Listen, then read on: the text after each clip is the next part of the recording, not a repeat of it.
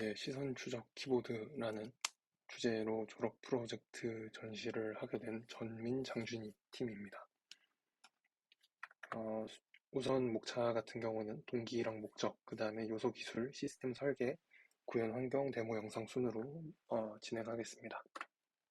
우선 선행 조사로는 키워드를 안구 인식 키보드, 시선 추적 등으로 검색을 했을 때 한글 입력용 안구 인식 키보드라는 특허가 가장 흡사했고, 또 기존의 가상 키보드와 관련된 특허를 조사했을 때 키보드 레이아웃의 변경 또한 특허 요소가 될 수 있다라는 점을 알 수 있었습니다.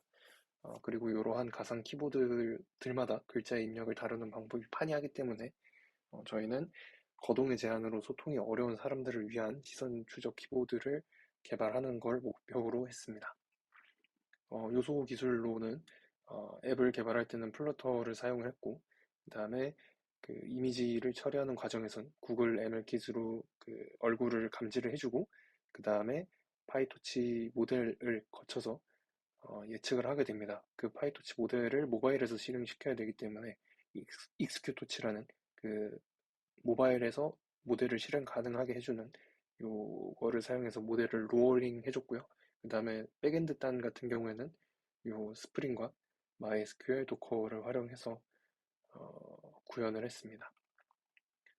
시스템 설계에서 앱 동작 구조를 보시면은 로그인을 하고 모델 웨이트를 받은 다음에 추론을 하면서 맞는 거는 메모에다가 저장하고 틀린 거는 롱 케이스라고 하면서 저장을 해 놓습니다. 그러면서 동시에 앱을 종료하게 되면은 서버에다가 잘못된 케이스들과 레이블을 보내주게 되고요. 여기서 제너럴 웨이트나 아니면은 유저의 요 퍼스널 웨이트를 갖고 와가지고 파인 튜닝을 한 다음에 다시 여기다가 저장을 해주게 됩니다. 그러면 다음 실행 때 어, 모델 웨이트를 다운받게 되고 사용하고 이 과정을 반복하게 됩니다.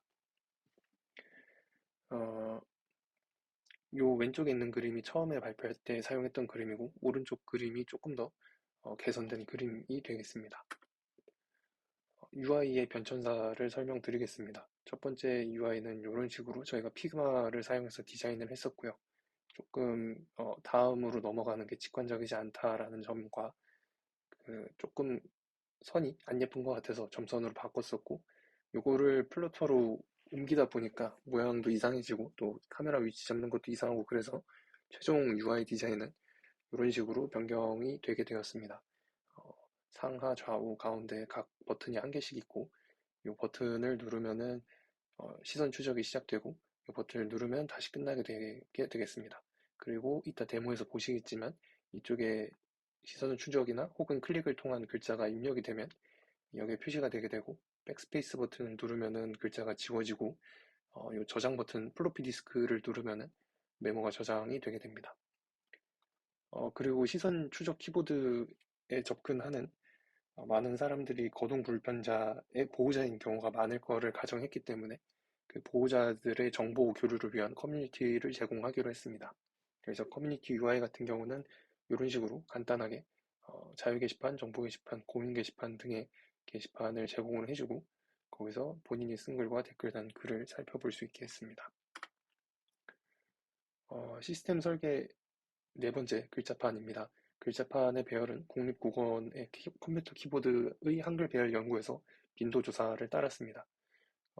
그와 동시에 겹자음과 쌍자음은 고려하지 않았는데, 이 예시를 보시면 이해할 수 있을 건데, 한국어가 겹자음과 쌍자음 같은 경우는 생략이 되더라도 어느 정도는 추론이 가능하게 됩니다. 뭐 방을 먹고 싶다면은 문맥에 따라서 빵을 먹고 싶다라고 해석을 할 수 있는데, 견모음 같은 경우는 오나 에라고 하면은 여기서 왜라는 게 추론이 되지 않기 때문에 견모음만을 고려해서 구현을 하였습니다.